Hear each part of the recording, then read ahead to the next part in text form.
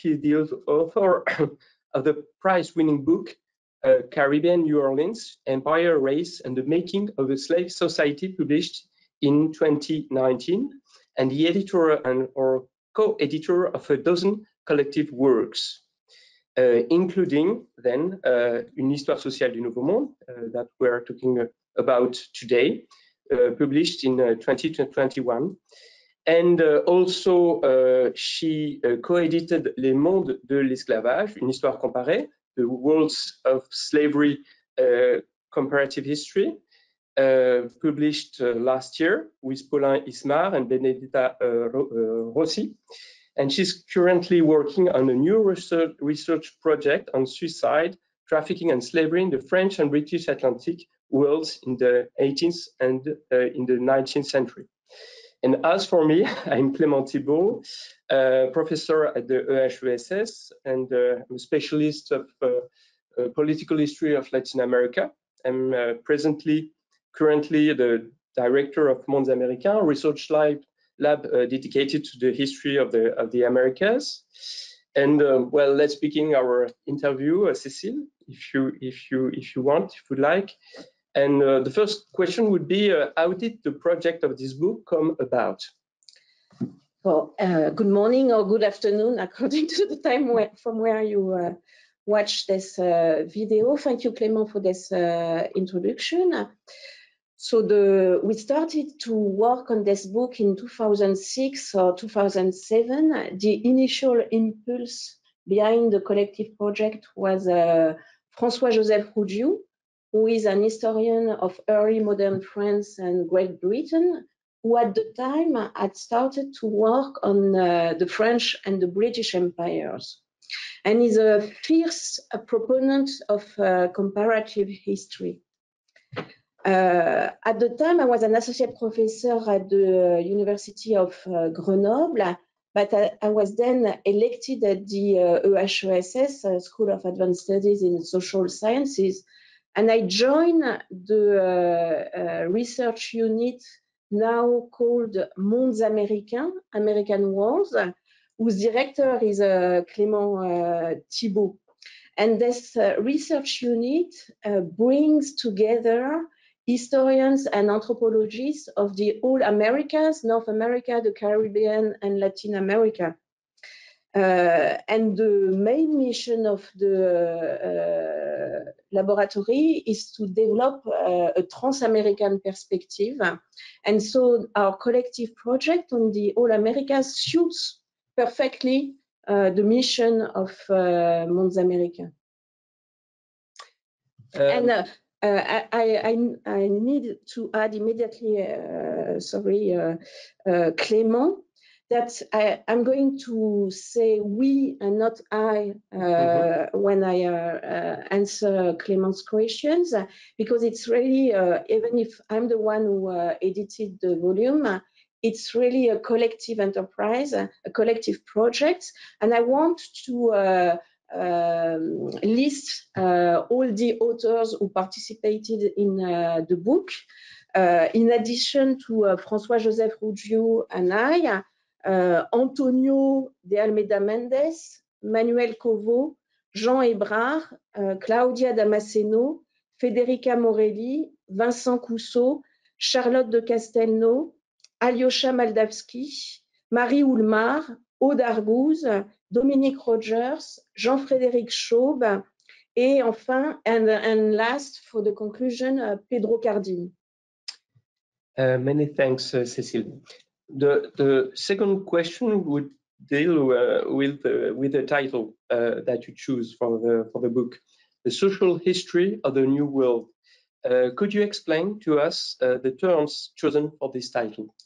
So I will start with a New World, because it may seem odd to use such an expression, New World, as this expression has been denounced by both colonial and post-colonial studies, especially from the 1990s, at the time of the anniversary of the so-called discovery of the Americas.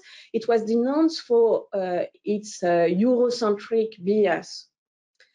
However, by mobilizing this expression, we wanted to emphasize the newness of the societies formed out of the colonial situation by the contact between people coming from Europe, Africa, and the Americas. We insist in the book that these societies were new for the free populations in contact and not only for the Europeans. As for the first part of the title, A Social History, it comes from a willingness to defend a social historical perspective in the study of colonization and slavery in the Americas. The cultural turn has been particularly powerful in colonial studies and slave studies to the detriment of social history. After decades of research looking for the subaltern's point of view and agency, we are still, in fact, obsessed by the necessity to demonstrate the agency and resistance of colonized and enslaved people. And I agree, and we all agree, that this is indeed a crucial matter, but we believe that it's not enough to analyze social dynamics. We need, in addition to looking for the agency and resistance of colonized and enslaved people, we need to balance individual experiences and trajectory with a holistic social approach. We need to balance agency and structure. And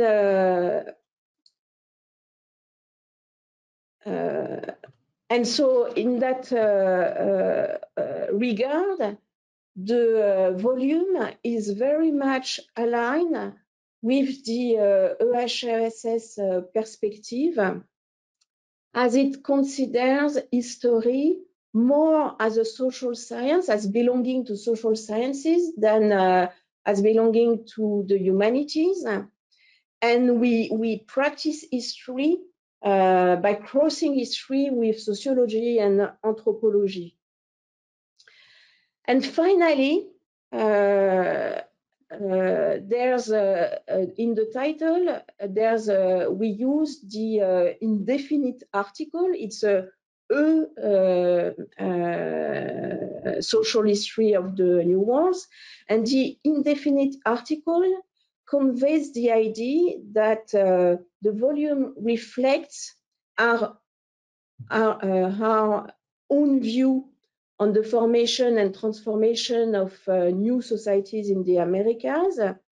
The book does not claim to be the definitive synthesis on the subject. This is only an invitation to think differently about the societies and to start a dialogue with other colleagues, students, and the general audience. Going back to the realization of the book, you said that it was a collective enterprise. And what were the different stages of the realization of the organization of the book? So we started to work together, but and by together I mean a group which evolved over time. So I have quoted the names of the people who participated in the second book, but they were not the same at the beginning. And at the beginning, with François-Joseph Roudiou, we organized several workshops to discuss the various historiographies related to the early modern Americas. And based on these workshops, we published a first volume, a first historiographical volume in 2009, entitled Société, Colonisation et Esclavage, Historiographie des sociétés américaines, Societies, Colonizations and Slaveries, Historiography of American Societies. Then for years, we organized a few workshops, first to discuss the analytical vocabulary we use currently when we study early modern American history. Then to discuss the methodological approach, meaning comparative versus connected history. And finally, workshop to discuss the structure of the book and the way we were going to practice comparative history and write these chapters. Each chapter of the book is written by one or two authors, and the authors work on different regions of the Americas or different population, different research objects, and so we cross perspective in each chapter. And these chapters have been written and discussed several times in a row. I don't know how many times we did it. It was a very long endeavor, very fruitful, but very long endeavor. And we also submitted the chapters we wrote to during an international conference we organized at the EHESS in 2017 with commentators coming from the Americas. So we invited a scholar based in Brazil, the Caribbean, North America, and other places, also outside the école in France, to comment our chapters and benefit from an external point of view. So the book took us, completing the volume took us a very long time. And the first reason why is because it was, for all of us, it was a side project. It was not the main thing we were working on. The second reason is the fact that at the beginning, we thought that we would succeed to write this comparative chapter by just bringing our own expertise on a specific region, on a specific population of the Americas. But then we quickly realized that, in fact, we had to read extensively on the whole period from the early 16th to the end of the 18th century, and all Americas, to be able to write this comparative, this truly, genuinely comparative chapters. But it was worth it, because in the meantime, the discussion we had completely changed the way we were working our own research objects and writing our own monographies. And at the end, they are still, we still don't think exactly the same thing, and there are division and nuance between within the team. But still, it has been an incredible intellectual adventure. Yes, indeed, I do agree with that. I didn't participate, but it's really a nice book. One of the most original features of the book is that it deals with the whole of the American continent, from present-day Canada to Chile, including the Caribbean, which is really important. And what are the advantages of such an hemispheric perspective? So I believe that it's always heuristically fruitful to practice comparative history, whatever the scale. You know, doing comparative history at the local, regional, continental, hemispheric, Atlantic, global scale. In our case, the choice of the hemispheric scale comes from the belief that the early Americas shared a common history, and that the socio-political division that has been built between North America and Latin America, the divide, the deep divide built between North America and Latin America, with the Caribbean as the third region by itself or associated to Latin America. So this divide does not make sense for the early modern period. This division is really an historical consequence of the rising power of the United States throughout the 19th and 20th century.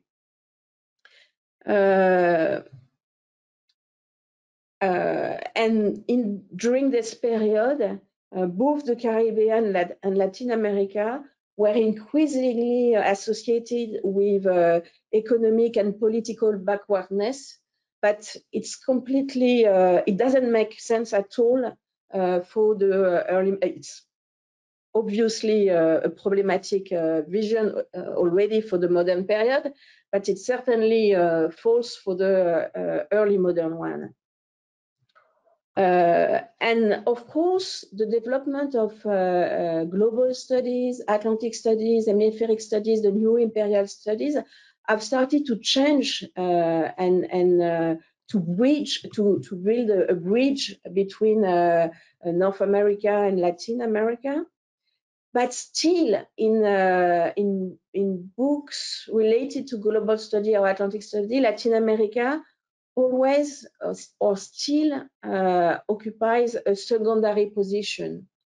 And we really wanted to go against that and to decenter the Latin America and to study in the same way the Caribbean, Latin America, and North America. In fact, it doesn't make sense to call we speak about Portuguese America or Spanish America, Iberian America, and in the book. And this perspective also gives a centrality, in fact, to the Caribbean, because the Caribbean was the region during the early modern period was a crossroads of all the Atlantic empires. Mm-hmm. Can you tell us a bit more about the comparative method that you chose in a context where you know, new and not so new propositions arose, like Atlantic history, connected history, imperial history? Why did you go back to this quite old method, which is robust and which is gaining strength nowadays, but it was not a very evident choice at the time? So there are many ways to practice Atlantic history and to practice the new imperial history. It could take the form of either comparative history, connected history, or global history. So in itself, Atlantic history is not, you can't reduce Atlantic history to connected history or global history. It could be practiced as a comparative history. And in fact, in the book, we mixed an hemispheric perspective with both an Atlantic and an imperial perspective. Because if we compare all the new societies formed out of the colonial situation in the Americas with one and another, we also compare these American societies with the European societies, the African societies, and the Native American societies from which the free population in contact came from. Mm-hmm.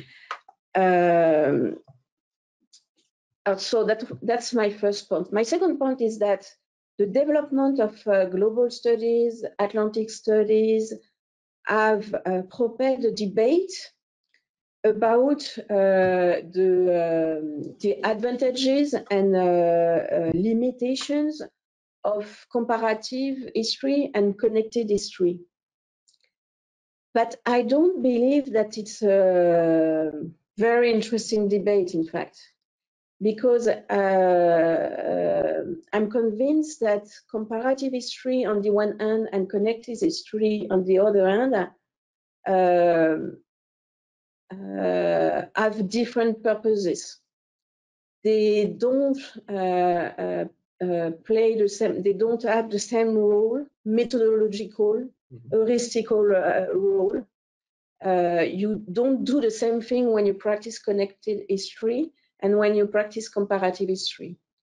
And for the group, comparative history is a very important methodology, because by playing between a research object, context, and scales of analysis, you work on the causality and interpretation of the phenomena you study.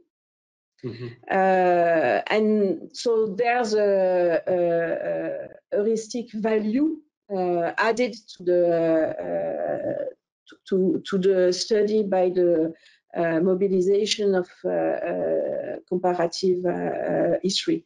But at the same time, because the new society form of the Americas out of the colonial situation were born out of mass migrations from both Europe and Africa, and movement of Native American population within the Americas. And because the societies were connected with one another and with Europe and Africa, it's just impossible to study them without also practicing connected history. So the book is both an exercise of comparative history and connected history, but we don't see the two methods in competition, but on the contrary, as complementing each other. And comparative history is a way, a very interesting way to make different specialists of Brazil, Spanish America, North America work together about common topics. Can you tell a bit more about the topics that you chose for the chapters of the book, and what were the criterion to pick these topics? Yes, before answering this question, yeah, sure. I will add something because of the beginning of your question, in fact, because another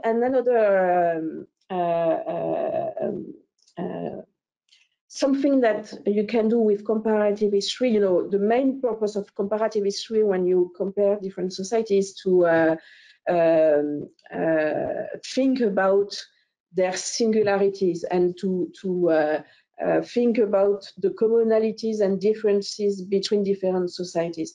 But it allows you also to, you know, from confronting, in fact, you always confront different historiographies.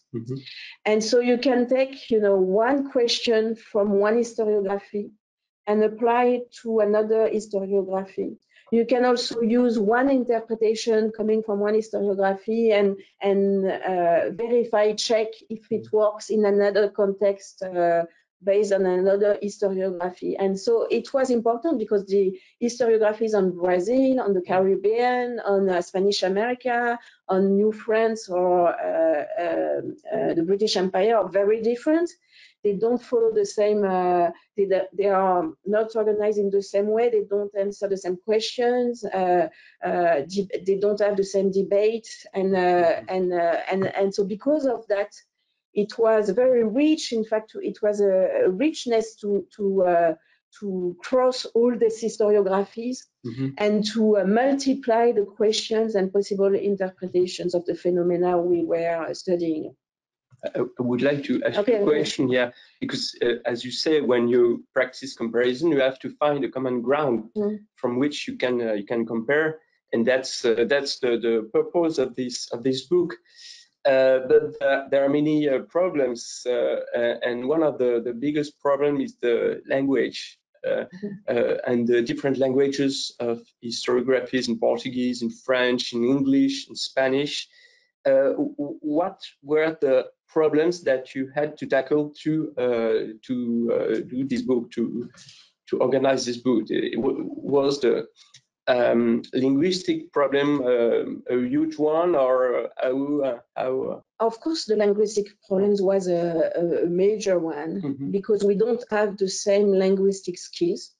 There are people talking and reading, you know, all languages, English, Spanish, Portuguese, you know, currently, fluently. That's not my case, and so we had to work on that, and so it was very important that it was a collaborative and collective project. You can't do this kind of hemispheric history, you know, all by yourself. It can't be an individual enterprise. You need to be a group.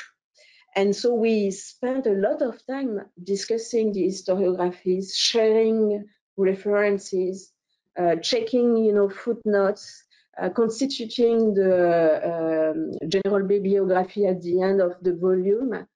And because nowadays, you know, the dominant historiography is written in English. They don't often quote books in French, in Portuguese, in Spanish. And so that was a major goal of the volume, to give as much an equal place to the various historiography in several languages.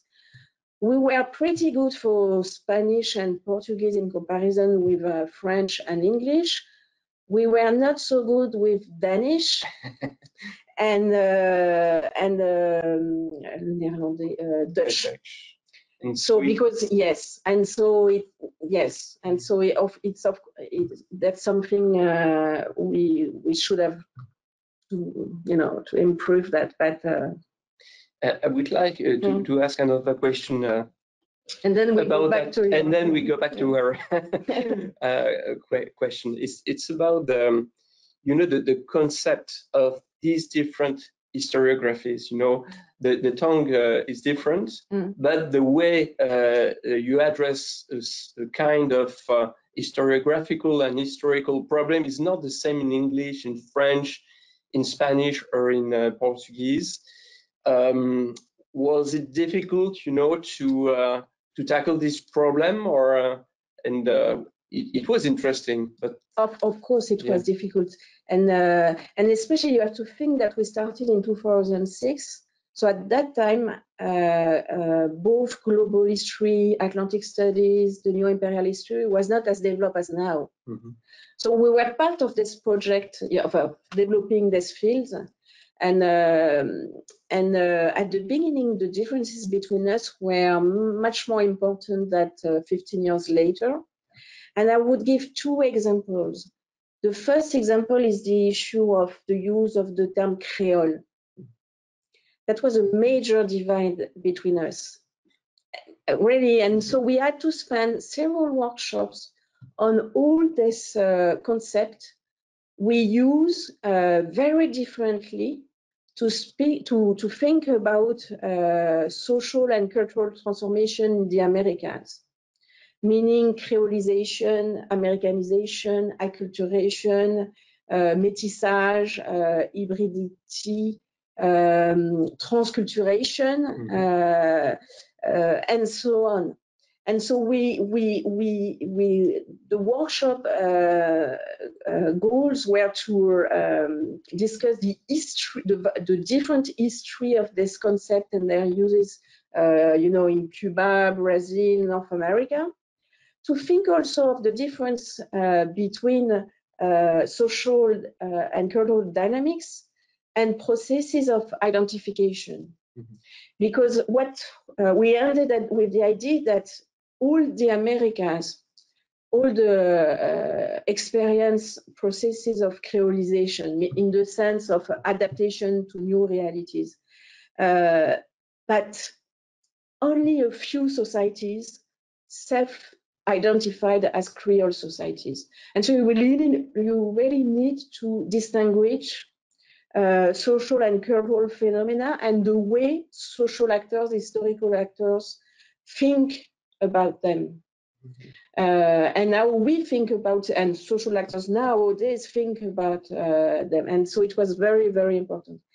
The other issue, of course, was the issue of race and racialization. That's a major divide because as a North American historian, I'm always accused of bringing, you know, the imperialist historiography on race from the US to France and then to Latin America and so on. And so, and we still have very different views on the subject within the group. But still, I think that the dialogue on race and racialization has changed tremendously in the last 15 years. And so at the end, we succeeded to find a middle ground on the subject, but it was a major divide at the beginning. Yeah. Even to use the concept of race. So yes, that's true. That's true. Let's go back to our questions about what's inside the book. What were the topic that you picked and the themes that yes. And so very often comparative history produces books organized regionally. And so in fact the comparison is left to the readers. Because you have, we did that in fact in the first historiographical volume we published in 2009. We had chapters on the various colonies, and so we really wanted to escape from this problematic practice. So the solution we found was to pick a series of teams or institution in a very broad sense, social institution in a very broad sense, and to devote each chapter to one of this team or institution. I will immediately give the list, it will be clearer. So the first chapter is about migrations and mobilities. Then there's another chapter about labor, firm markets, fourth territory and propriety, then religions, law and justice, and finally social order. And social order is the final chapter where everything comes together, and the conclusion finally by Pietro Cardim. And so in each chapter, we are looking at the way the team, the topic, or the institution, what role this institution plays in the construction of the colonial situation, meaning this asymmetrical power relationship between colonizer and colonized people. This means that we don't compare societies. We don't compare. We don't take societies as wholes. We don't have a holistic approach of societies. We look at them and we confront them with the other through an institution or a topic, which play the role of a key, illuminating specific dynamics within the societies. And regarding the topic, depending on the topic or the institution, the distribution of differences and commonalities between the various societies change. Sometimes they are very much in common, sometimes they are very different, depending if you work on mobility, markets, labor, or law and justice. And it allows us to also to play with scales and to test the right scale of analysis showing differences and commonalities, because sometimes that's the imperial scale, sometimes it's a regional scale, sometimes it's a local or a colonial scale. But it allows to go against the idea that there was a very different kind of national colonialism, different styles of colonization depending on the various empires. And the book goes against this idea by showing that very often the imperial scale is not the right one, but there are more in common within regions, for instance, plantation Americas, or between cities through the whole Americas, in contrast with rural environment and things like that. And so it's so we really practice comparative history within each chapter in this way. Mm-hmm. But the result is a kind of mosaic, I don't know, mosaic, kind of mosaic of approaches. Mm-hmm. And it's not in any way, the book doesn't offer a global narrative on the Americas. It's very much a multifaceted analysis mm-hmm. of social dynamics in the whole Americas.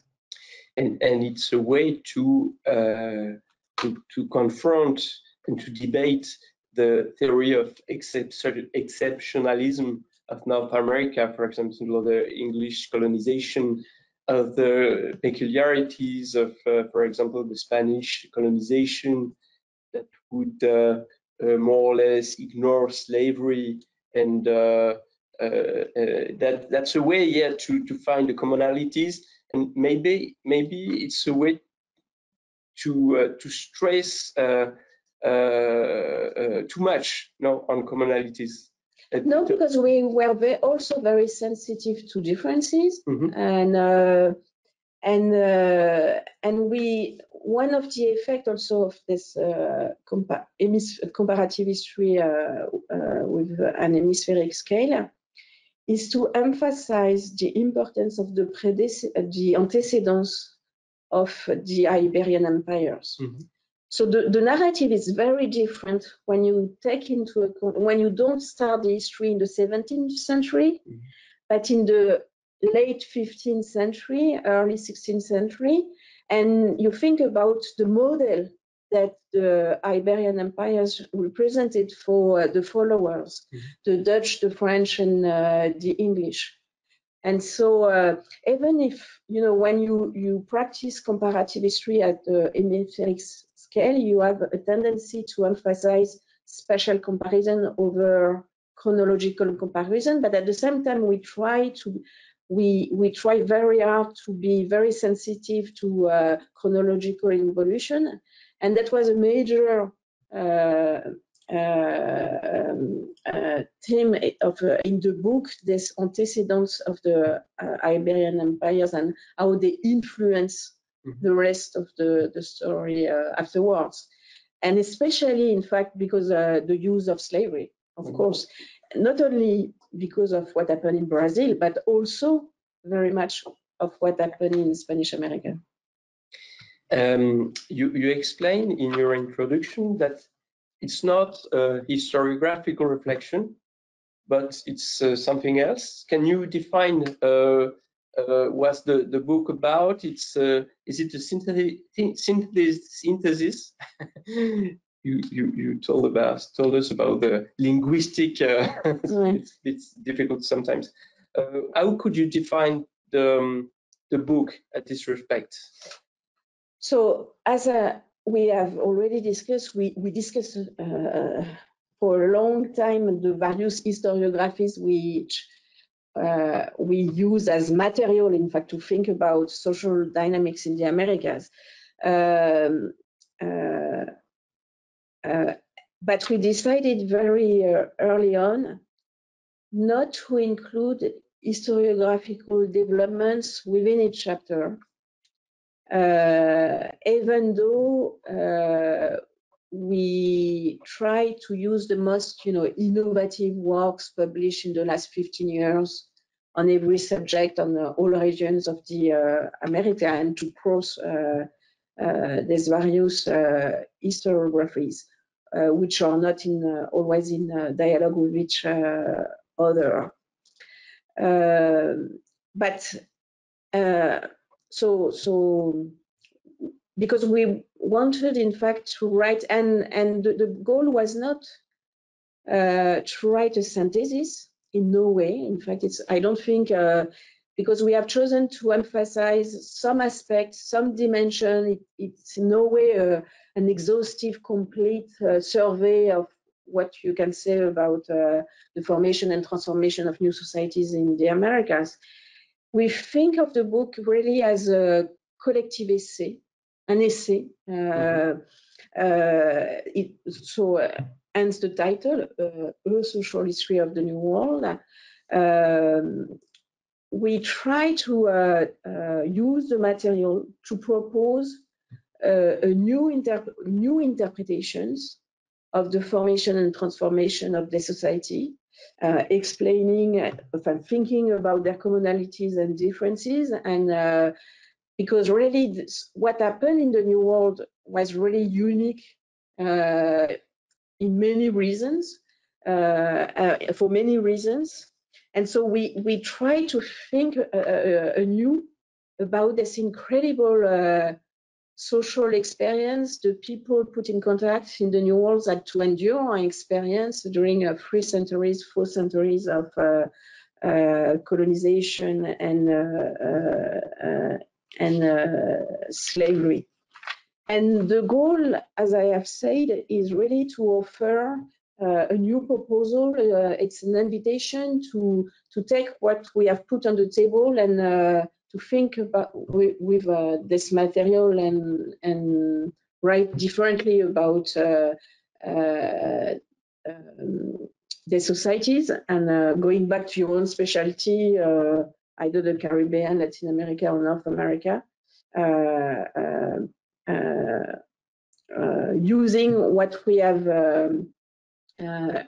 shown thanks to the hemispheric perspective. We've discussed that a bit, but I wanted to go back to the methodological and historiographical problems that you had to overcome to write this book. What would be the cartography of these problems? So we have already discussed a little bit this subject, but it's the main problem was the fact that we had to mobilize historiographies which were not in dialogue with each other, written in several languages. But also, it's not only a question of language, but it's also, for instance, on the Caribbean, there are, on the same colony, there are several historiography depending on where the scholar is based in the former metropole, in the Caribbean, in North America. So there are several historiographies, even when you work on a single colony. And so we had to cross all this historiography. It's a huge amount of works and books. Mm-hmm. So it's you should not minimize the time you need to master this historiographies, and that's something we can do now because you can access books and articles through internet much more easily, and you're not stuck with what we have in our libraries. And so it's another, that's something which was not possible in the same way 20 years ago. So that's one thing. Another thing, of course, is the question of the vocabulary we use, and we talked about that. A third problem can be the differences in the primary sources, but since we work on mainly with secondary literature, secondary sources, we didn't have this problem in the same way than when you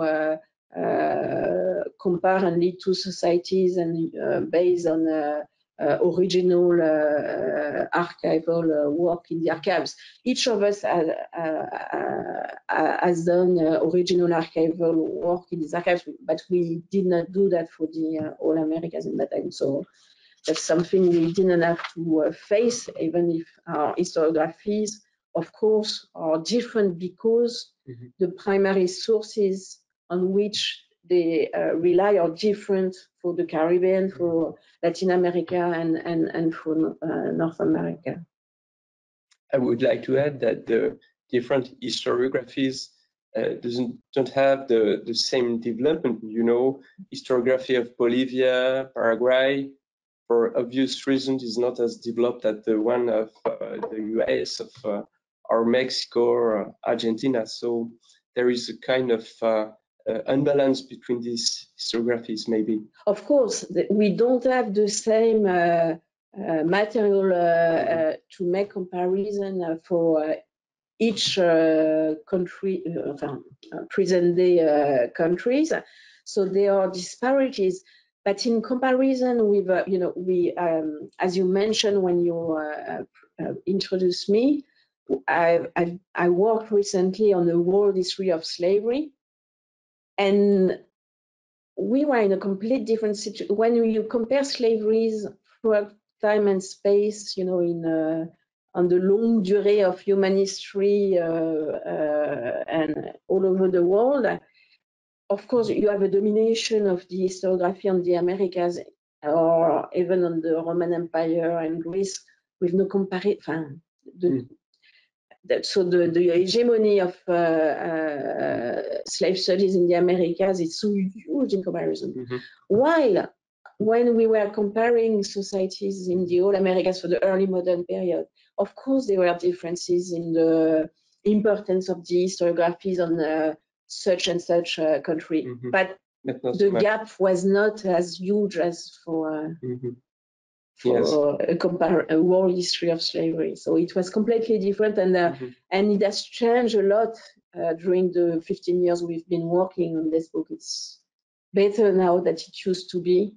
But and also because we have people, you know, scholars have developed tools, bibliographical tools, and the Oxford Bibliography Online, Atlantic History, and other tools.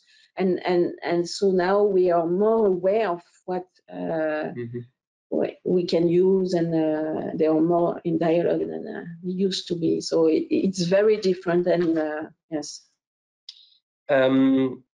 So this book is based on different historiographies in 4 languages, and not much more, but 4 languages. Do you think it's a singularity in the present scientific landscape compared to other enterprises and to other comparative history of the Americas? Yes, I think so, because the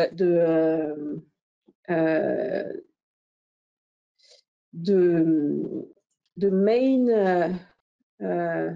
syntheses or handbooks or hemispheric history already published mainly in English, or sometimes in Spanish, but much more often in English.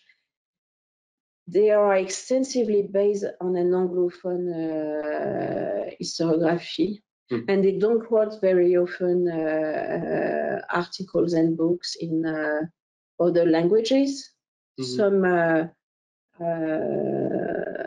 do, but not always. And so for us, it was really important to mobilize all these languages and in equal parts, maybe not in equal parts. Of course, there's a overrepresentation of the historiographies in English and French, but still, we tried very hard to include references in Spanish and Portuguese. There are many specialists of Iberian America in the book, so yes. they could. There are more numerous, in fact, than specialists of North America. That's true. You highlight the idea that American societies are new societies. What do you mean by that? We understand that it has been created from by the contact between Amerindians, Europeans, and Africans. That's the point départ. The starting point. Yeah. So the book is about the New World, not the Americas, in fact, in the sense that we focus on colonial societies affected by colonization, which brought together population, Native American, European, and African populations.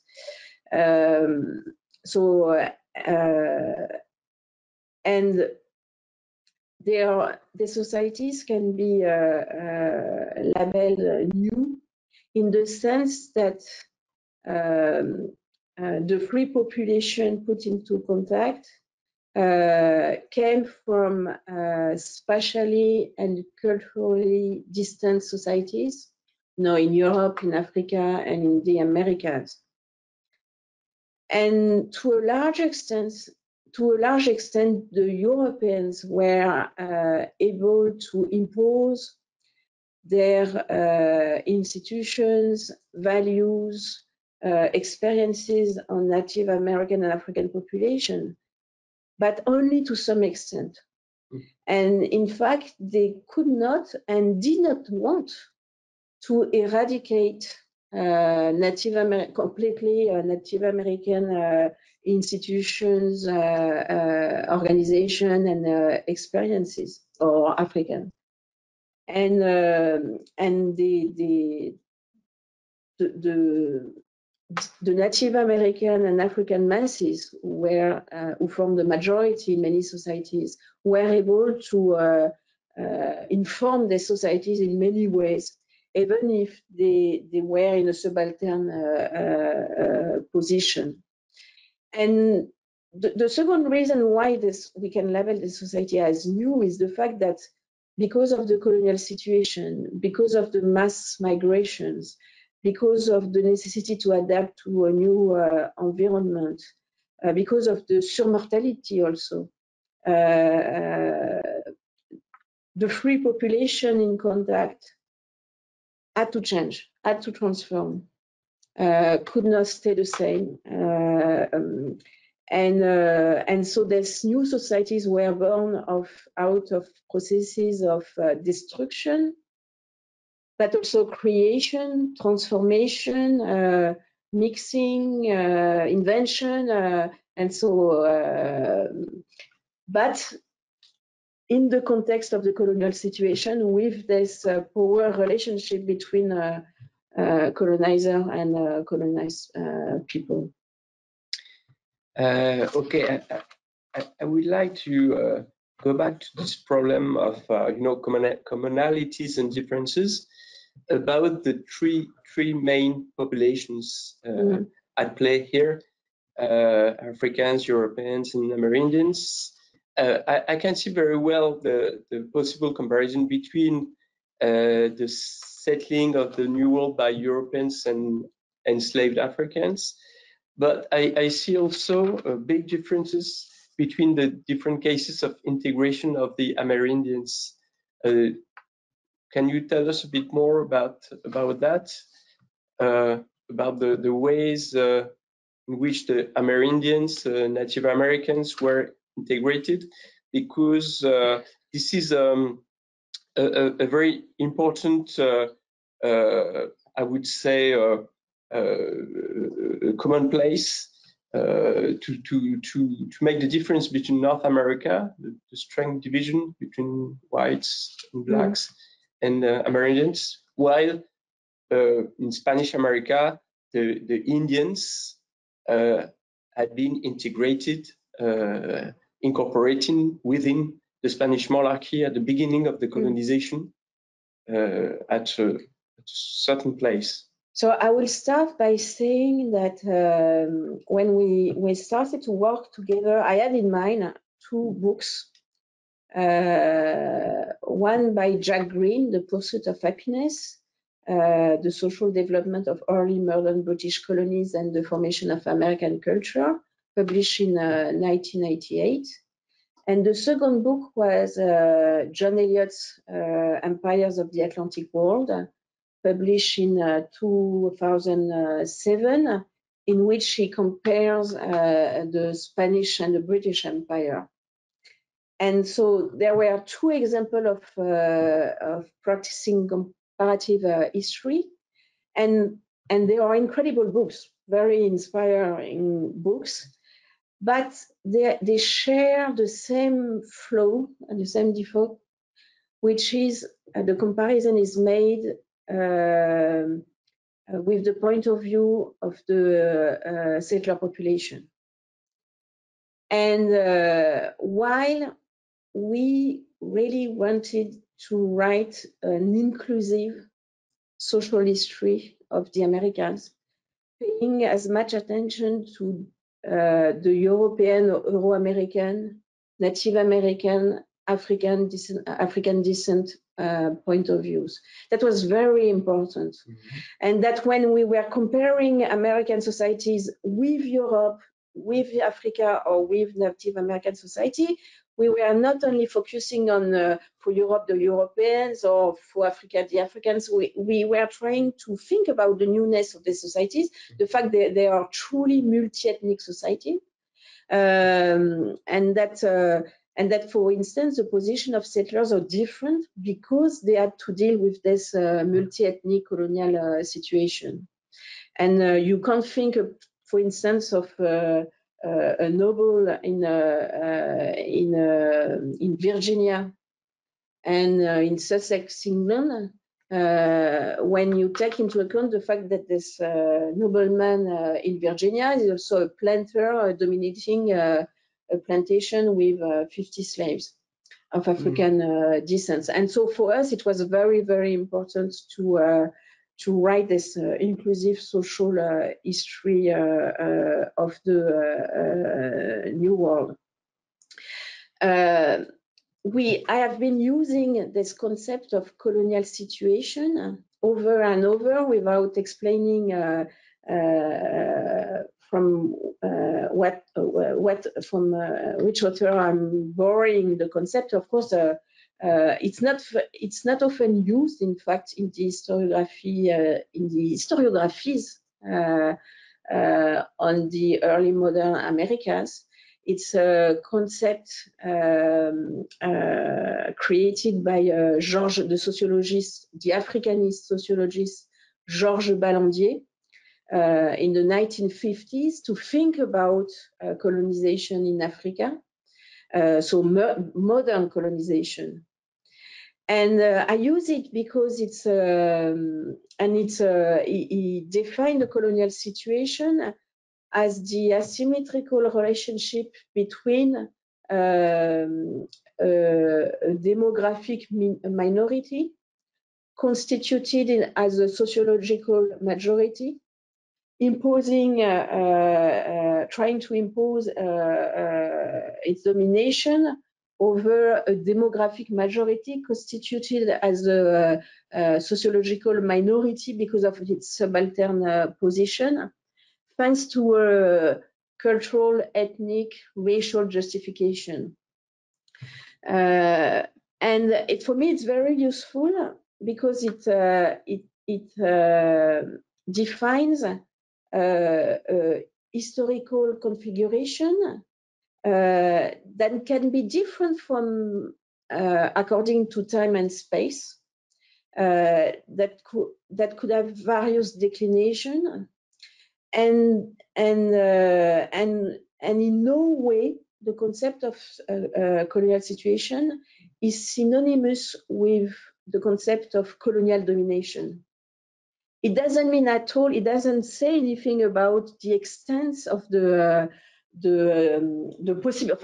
reality, the effectiveness of the domination the colonizer were able to enforce, to impose on colonized people. So it describes a power relationship, but in a dynamic way. And so you have to always see how it evolves, it changes, because of all the actors playing and trying to change the situation.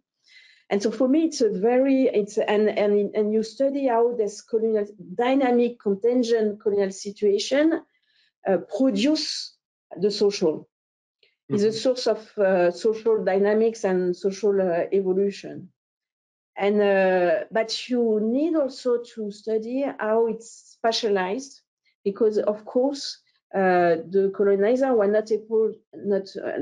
not able to impose their control over all the population in the same way, over all the territories in the same way. And indeed, the issue of the integration of Native American populations were very different according to the Iberian, French, and British empires. And with a major difference between the, in the case of, for the Spanish empires in the former Aztec and Inca empire, because there were a collapse of central empires, they were able to take the place of the former imperial powers and to include as subjects Native American populations in the heart of this of the Spanish Empire, but not in the periphery. So in the periphery, it's already more complicated with Native American population nations able to keep some autonomy, sometimes independence, sometimes autonomy, and with relationships of collaboration or war according to space and time. While in the French and in the British case, it was much more complicated, with a Native American population being either allies or enemies, and sometimes subjects. So the way they were defined and integrated within the French and British Empire were completely different. And finally, you have also to take into account the relationship with the African and African descent populations, because they also form maroon communities outside colonial settlement and plantation. And for a long time, they were seen as signs of successful resistance. And now historians of Quilombos and other maroon communities show that they, in fact, maintain close relationships with nearby colonial cities or plantation regions, alternate with relationship alternating between war and peace and according to time. So so you really need to pay attention to the speciality of the colonial situation and how the speciality evolved over time. The concept of new societies and the colonial situation is very interesting to explain and to underline the process itself of colonization, which is a kind of reduction of the diversity of the population of Native Americans and many native peoples, many African people, African descent people, many Europeans, who have different from each other, into big categories such as Africans, Native Americans, or Amerindians, and Europeans. Of course, and so I'm using, and in the book there are in some places we are using this comprehensive categories, Native Americans, Africans, Europeans, which are highly problematic. And of course, they were meaningless, especially at the beginning, but they were constructed by colonization and the development of an Atlantic system of slavery. So really, they were meaningless at the beginning, but they started to make sense over time with the development of colonial and slave societies. It helped to build the divide between colonizer and colonized. It was a way of trying to maintain this divide between colonizer and colonized. So you have to deconstruct this categorization. And in the book, we say that, of course, you have to think in much more complex and nuanced way locally, showing how the various European nations, how the various African nations, how the various Native American nations, and I'm using Ancien Régime category to design people, how they, depending of this and this nation, such and such nation, the colonial situation didn't work in the same way. So it's very important to, for instance, to think about Saint-Domingue in the second half of the 18th century, taking into account the migration, the forced migration of Congo slaves coming from Central Africa and the Congo region, for instance, for example, or showing how, another example, the relationship to métissage, to mixed unions between Native American and Europeans were different depending on the Native American population. And the process was not only controlled and developed according to the European values, but also the sexual hospitality or inhospitality of the Native American nations. The use of these labels is interesting in itself because, for example, you say in English Native American, that's the way you say it.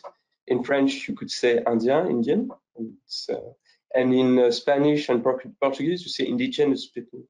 So it's not exactly. Of course, it's a very difficult. So the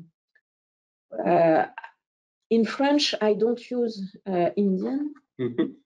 I always use Amérindien. You can do it. Yes, but I don't. You can't do it in Spanish or in English, for example. In Spanish, it's still very frequent in Spanish because of the terminio.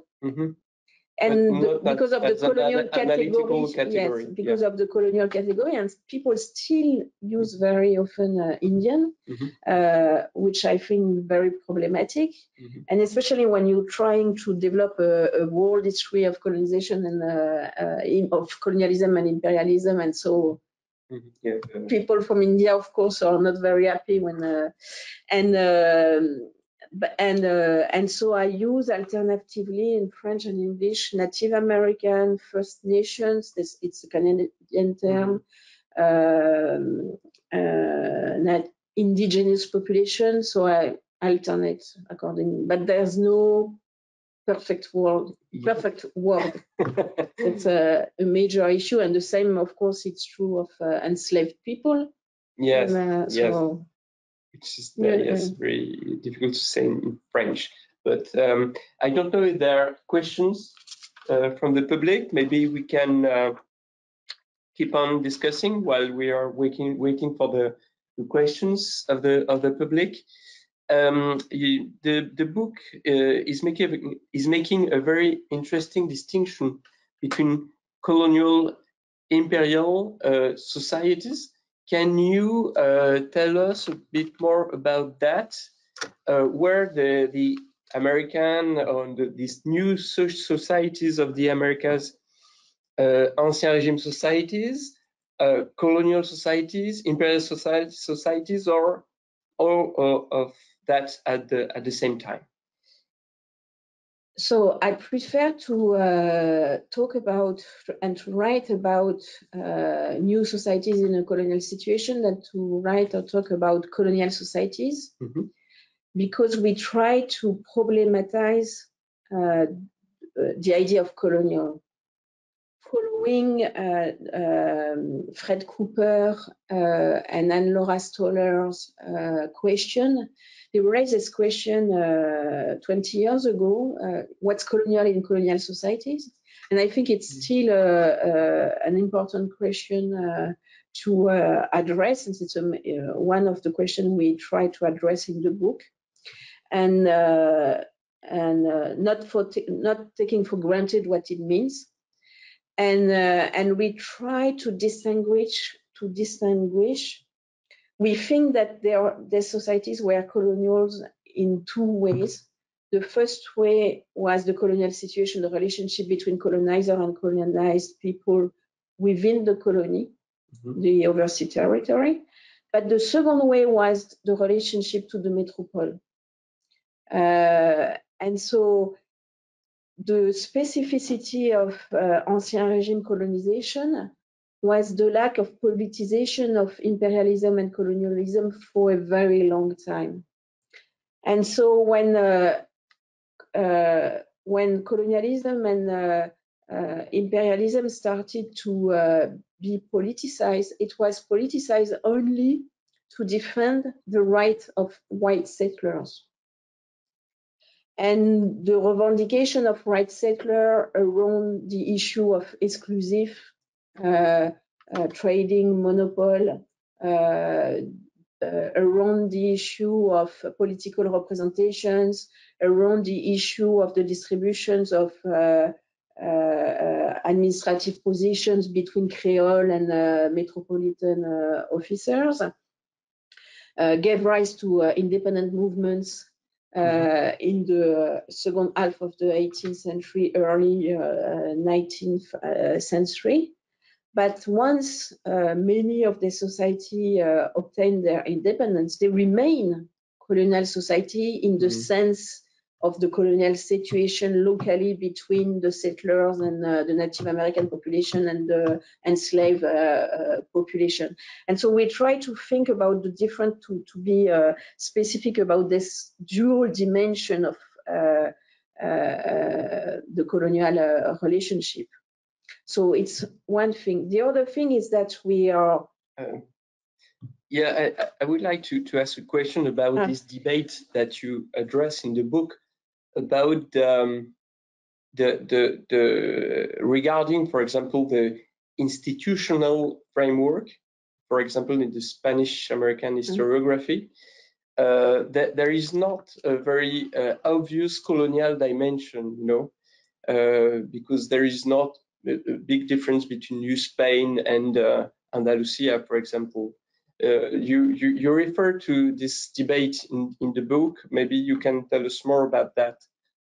So yeah, so I will answer this second question by answering the first one. I'm trying to develop my answer, but and so the second thing is that we don't speak of imperial societies. Mm-hmm.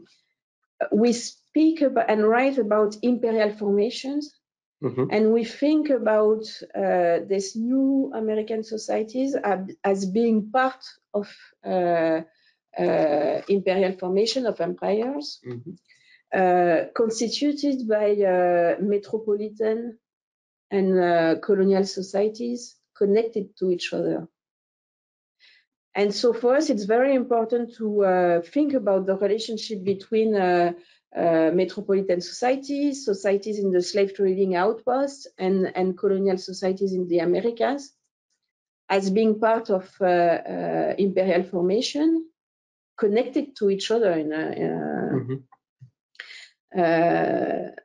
But there was no, in each empire, there was not a unique imperial society. There were different societies, mm-hmm. connected with one another. And the last thing is about the idea of Ancien Régime society. And so, yes, so sorry. I will, yes. And so for our position is that, of course, so for a very long time, historical actors of the time considered overseas territories in the Americas as provinces, mm-hmm. And then as both provinces and colonies. Mm-hmm. And then when colonialism and imperialism started to be politicized and political revendication made by settlers, suddenly there were a reflection about the colonial dimension of these territories. But it doesn't mean that because historical actors were not conscious, were not aware, did not politicize imperialism and colonialism, there were no, the movement against colonialism and imperialism started only very late in the second half of the 18th century, and it was not a social movement or a political movement in any way. People fought for independence, but there was not that they did not fought against the principle of colonization in general, of colonialism and imperialism in general. There are only a few Condorcet and a few authors writing against the right of Europeans of colonizing the world and everything, but it doesn't mean, so it's a major difference with the colonialism and imperialism of the modern period. This absence of consciousness and this absence of politicization and this absence of social and political movement against colonialism and imperialism on principle. But at the same time, there was the reality of the colonial situation. So maybe they did not thought of their overseas territories as colony, and they did not problematize the colonial situation, but the colonial situation was there. And so if you want to write an inclusive social history of these territories, taking into account the point of view not only of the European, but also the Africans and the Native American population, you can't adopt a nominalist stance by saying because they were not speaking of colonies, there were no colonies and there was no colonial situation. And the other thing is that very often in the historiography, there's an opposition made between Ancien Régime societies in Europe and colonial societies in the Americas, as if they were different. While I think that what made the Ancien Régime was precisely one essential dimension of Ancien Régime was European expansion and the fact that European society gave birth to new colonial societies, which were deeply connected to metropolitan society and contributed to shape metropolitan societies.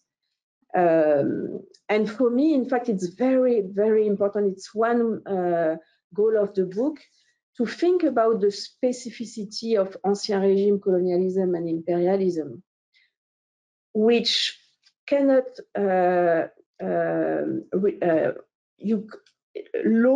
law can't serve to distinguish metropolitan and overseas territories during the early modern period, as law started to be used to distinguish the metropole and colonies during the modern period after the revolutionary era, after the proclamation of popular sovereignty and equality before law. When all citizens have the same rights in metropole, and when rights started to be different between the metropole and colonies, law can be used as defining the divide between metropole and colonies. It was not the case during the Ancien Régime, during the early modern period, because of the nature of Ancien Régime societies, which were corporative societies, giving liberties and different liberties and privileges depending on social bodies constituting this corporative society, and based on the acceptance of the principle of natural inequality. And so for me, this principle of natural inequality is essential to think, to explain what happened in the Americas. What happened was not a rupture, a change. It was an intensification of dynamics at the heart of Ancien Régime society, making differences between population, between social bodies. And this time, the main differences were no more the differences between nobility and common people, but between people differentiated by ethnic and racial identification, but in only pursued the same differentialist, unequal tendency of what was happening in Europe. And so for me, it's very important because we often think about colonization, colonialism, imperialism, about racialization accompanying colonialism and imperialism as modern phenomena linked to what happened after the revolutions. While for me, they are intrinsically Ancien Régime phenomena, deeply linked to this Ancien Régime ideology, and the fact that they continued after the revolution, despite the proclamation of human rights, despite the proclamation of equality before law, is a sign of the survival of an Ancien Régime society within our modern societies. Interesting. Yes, and race and racialization is at the core of the book, but slavery is very much addressed in the different chapters of the book. What does the comparison bring between the Americas at this respect regarding slavery? So because the divide between Iberian America that would be softer in the with slavery, and that North America and the French would be really slaver, very harsh slaver. So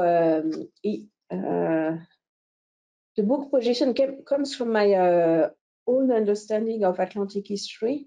I think what the legitimation of Atlantic history is based on the idea that it represents during the early modern period a specific historical configuration, mixing the colonization of the Americas with mass migration of free and forced settlers from Europe, and millions, more than 12 millions of African enslaved people.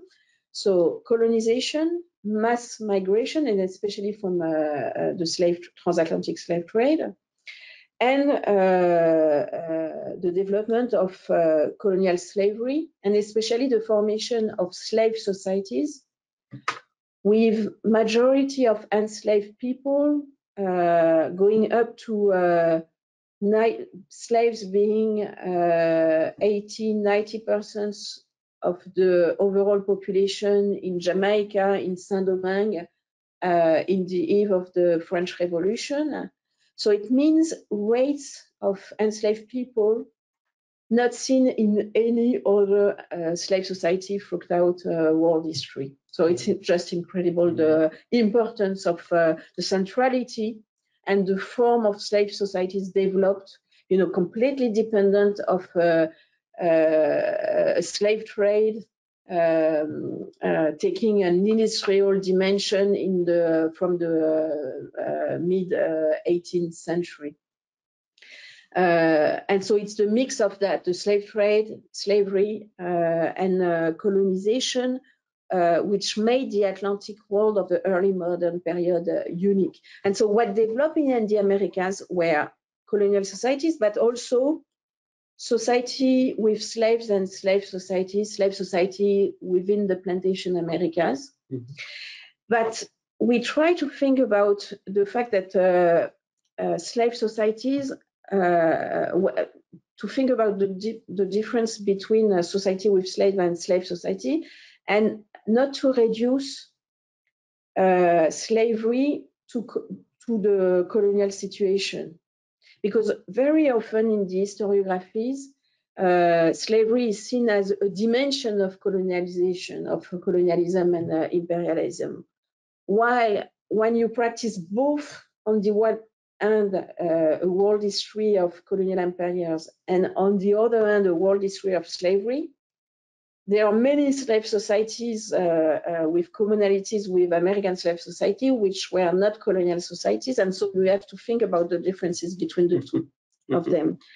And but at the same time, they were both slave societies with slave and slave society. And so by slave societies, I mean societies in which slavery was central and inform all social institution, relationship, and practices, and was at the heart of social experience in everyday life. While in society with slaves, slavery was not as central, and there were less slaves and slave people, and slavery didn't play the same political, economic, social, cultural role. But at the same time, this you can consider metropolitan society as society with slaves. And so the particularity of the Atlantic world was the fact that Atlantic empires were both colonial and slave empires. The empires, the imperial formation, the imperial construction play a crucial role in the production of a slave order and in the maintenance of this societies practicing and the maintenance of slavery.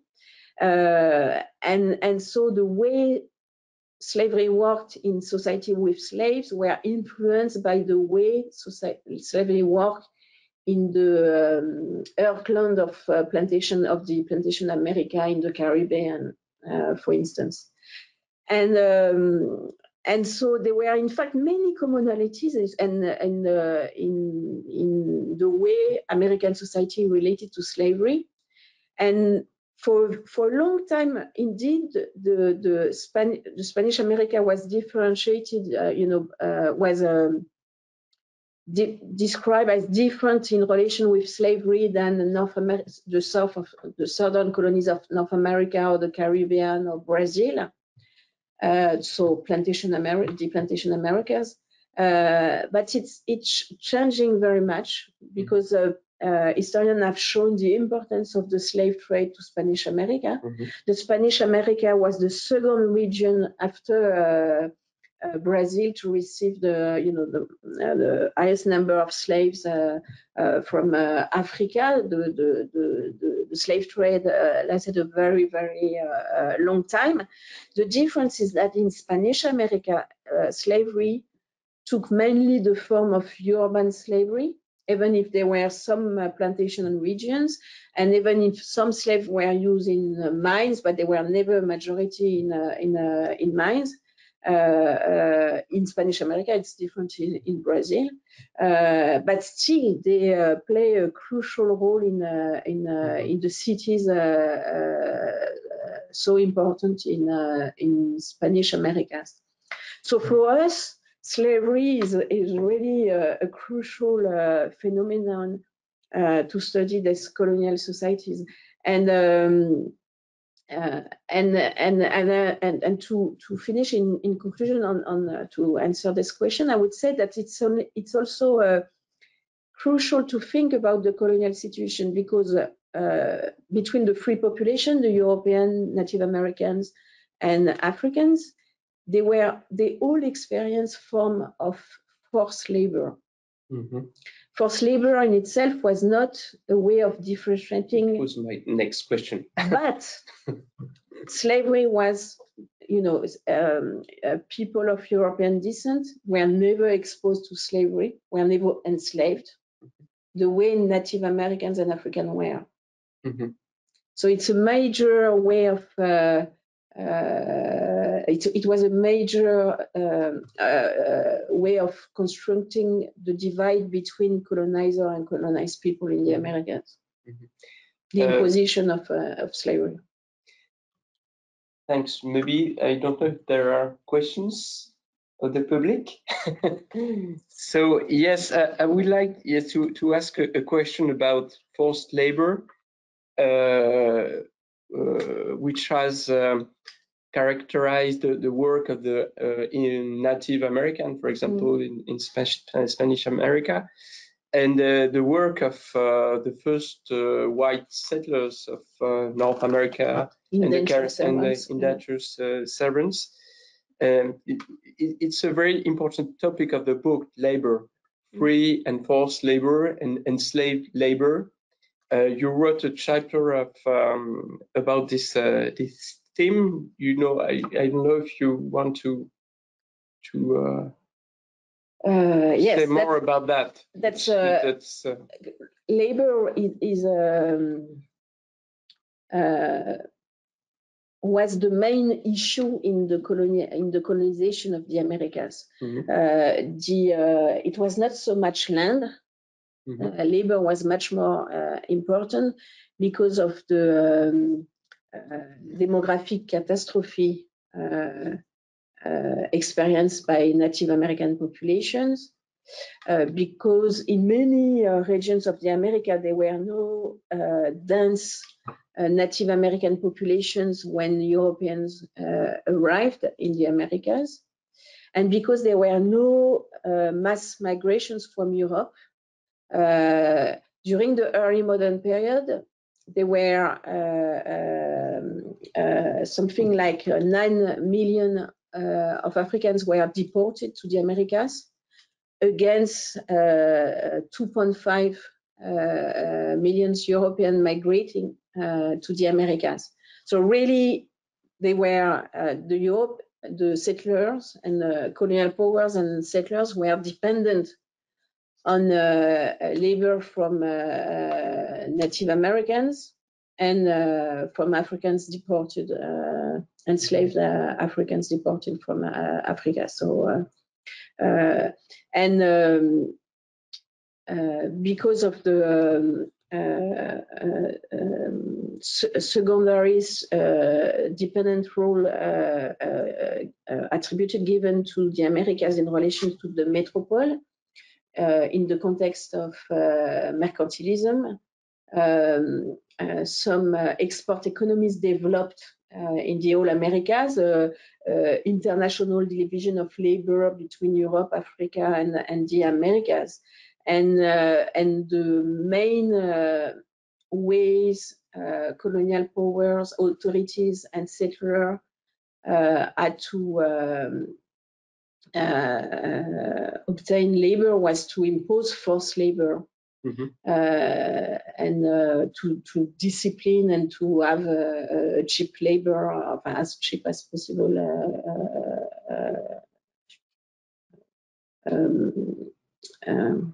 workforce. So it's the colonial situation is its main reason was the extraction of labor. And labor played a crucial role in the racialization of the societies, because it's around labor, servicio for indios in the Spanish America, which define the status of Native Americans, and of course for Africans were believed where there was the idea that Africans were doomed to natural slavery also. So really, it was there's an intersection in the way people were racialized and the way they were exploited for their workforce. So work is first, but the issue of territory and the issue of the appropriation of land is very important in the book, and there are many chapters that deal with these issues about property, about how do you see this matter, this topic, in a compared way?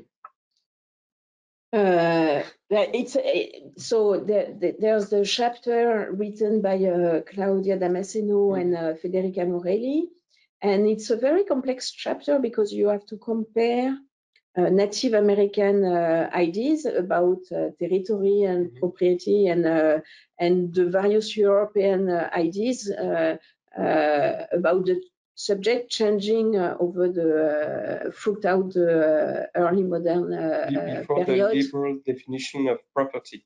So. Before the revolution, and so Claudia and Federica did a great job trying to take into account the point of view of the various actors at play in that regard, and linking territory and propriety in a very important way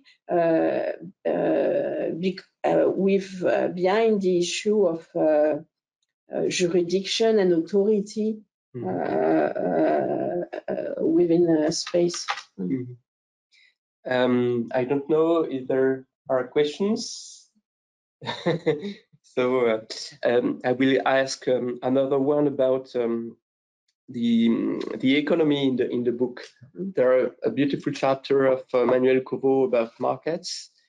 What would be the difference between this colonial world and Europe, for example, regarding economy?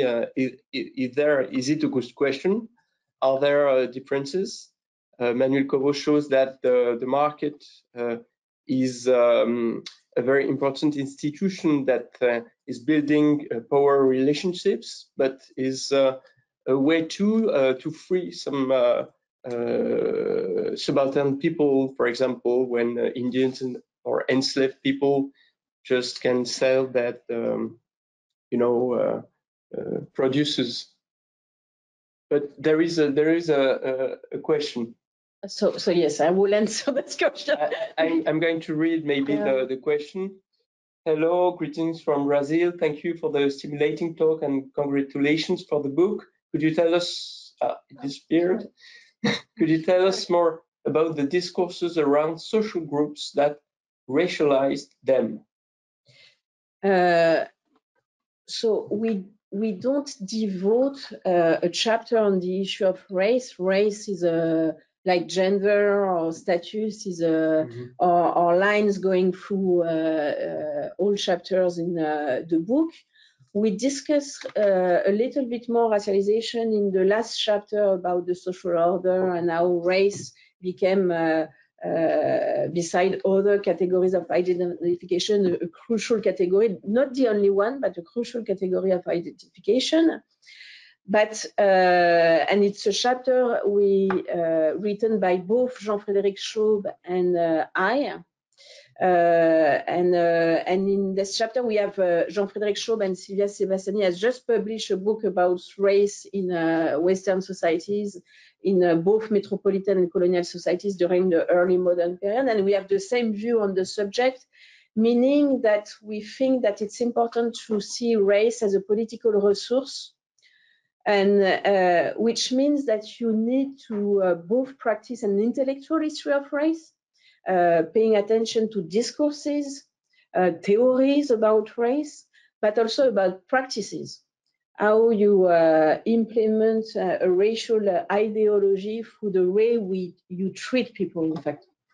And so we don't discuss extensively discourses on racializing discourses in the book, but we try to show how they were very important from the beginning, and they inform in complex way social dynamics within colonial societies. And this racialized discourse could have very contradictory effects. For instance, I would say that it's the same racial discourse that justified African slavery and justified the prohibition of Native American slavery, based on the limpieza de sangre, the purity of blood. And because of the so-called purity of blood of Native American population, Spanish people thought that they should be spared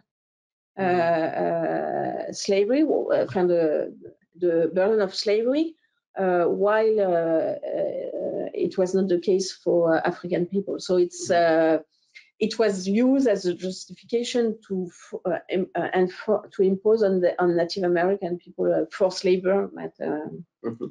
So it's why it's so important not to focus only on discourses and theories, but also to confront discourses and theory on race with the practices. That's why informing yes, of the new world. Exactly, and not a political one, not an intellectual one, but a social one. Social one. And that's the in the social history. That was my following question. What is the place for representations, imaginaries, and values? You've just explained that it was important, but so of course they are very important because it's at the heart of the idea of the colonial situation, because the colonial situation was justified by an ideological system, a hierarchy imposed between the colonizer and the colonized, based on religion, culture, ethnicity, and race. And so it could not work without this hardening of the color line, the racial line between colonizer and colonized people. And so it's something it's also a question going through the book,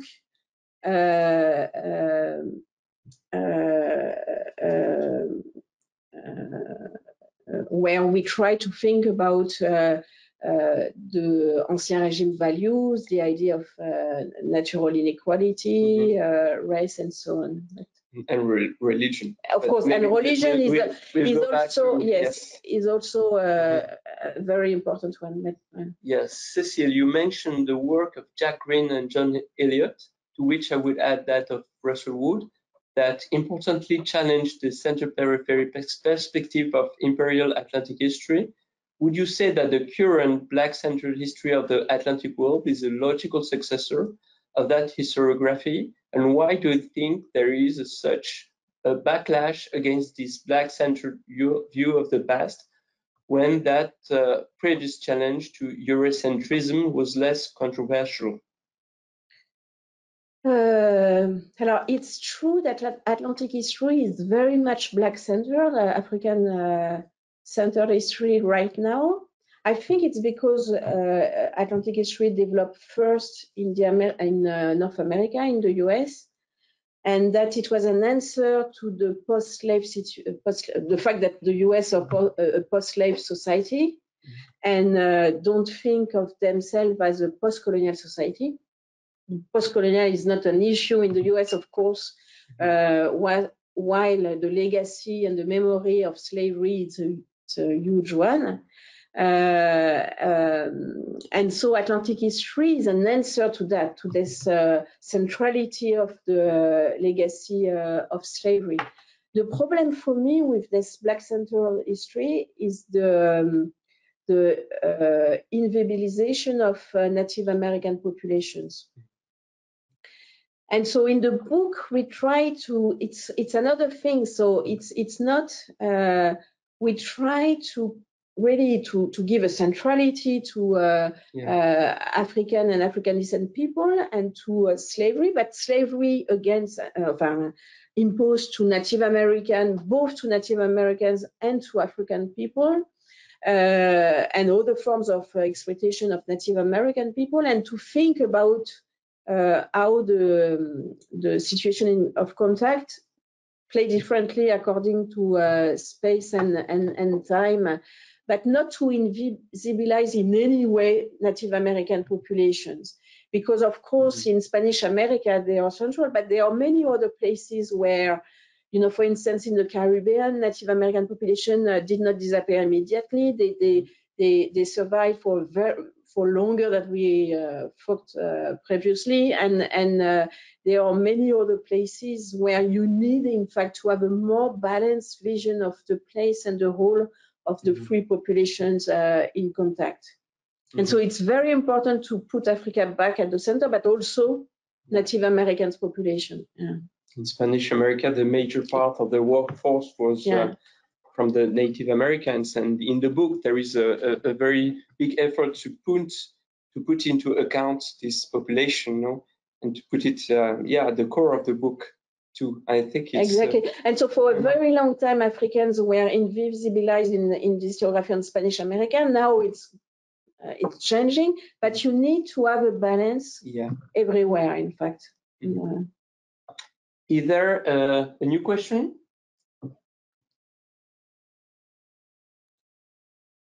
Maybe I could ask another one about the power relations between colonizers and colonized. You said, and you're right, that it was a very important and very strong divide in these colonial societies. But many chapters of the book are trying to stress the ambiguity and the complexity of these power relations. Can you tell us a bit about that? Maybe the paradoxical effects of some power relations. So in the book, we try to to explain on the one hand how why colonialism lasted 3 or 4 centuries in the Americas. In comparison with colonization of the modern period in Africa and in Asia, where colonization lasted for sometimes less than 1 century or 1 century and a half, but no more. You have to think about societies born of 3 or 4 centuries of colonial power. So that's a major difference. And so you can't, for me, the obsession around the agency and resistance of colonized people is problematic because you can't explain with that. And with a little white population. Yes, with very few whites in comparison with Native American masses and African enslaved masses, why it lasted so long. And so it's why you have to balance agency and structure and to think about the importance of the demographic question, surmortality, the use of violence, the processes of social integration, because it was not colonial control was not only imposed through violence and brutality, but also either physical or symbolic through racialization, but also through some form of social inclusion. And it was especially important in Spanish America, with the largest territory, and with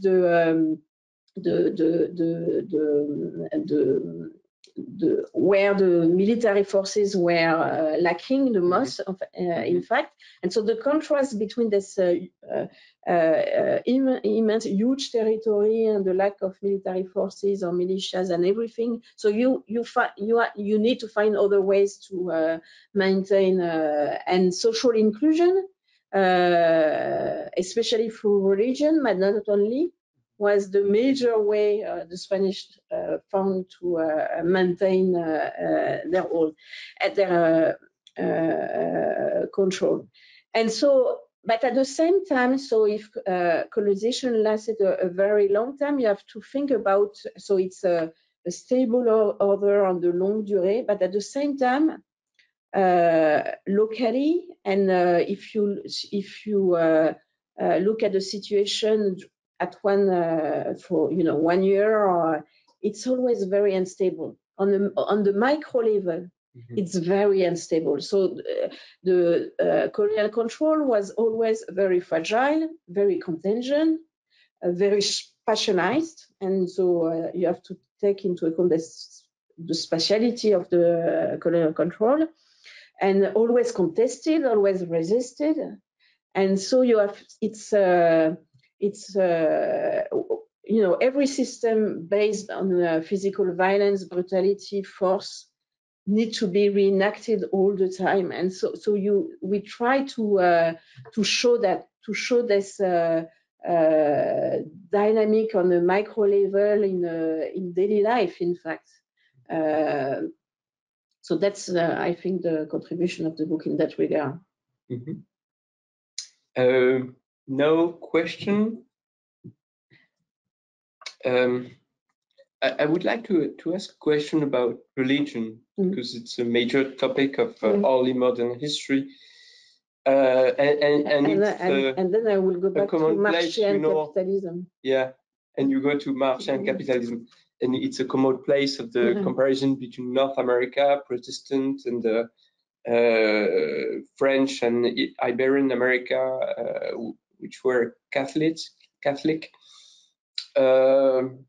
What would you say? What does the comparison bring at this respect?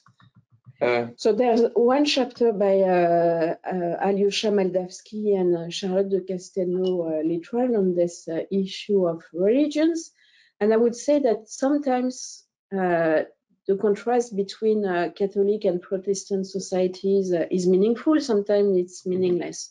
And also, you have to, and one element complicating the opposition between Catholic and Protestant societies are the French societies.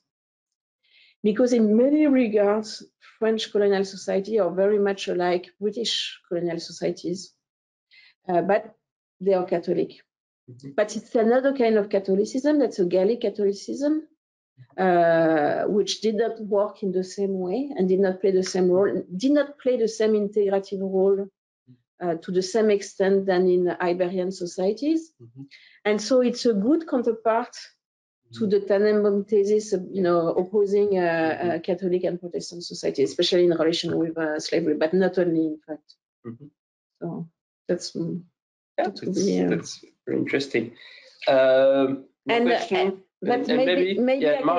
relations. Because there's indeed a wonderful article by Manuel Cobo about market, which was with labor a crucial phenomenon informing the formation and transformation of societies. And he with Jean Hébrard, he shows how the societies were constructed as colonial society through this idea, because they were conceived of as exclusive market, in relation with the idea of monopoly. Yes, and the exclusive and the economic dependency to the metropole was really a way with slavery of differentiating metropolitan territories and colonial ones. So it's really an important issue. And the other element shaping a market was the market in human beings, was the slave trade, and the importance of selling human beings, and something Manuel and Jean explore in that chapter.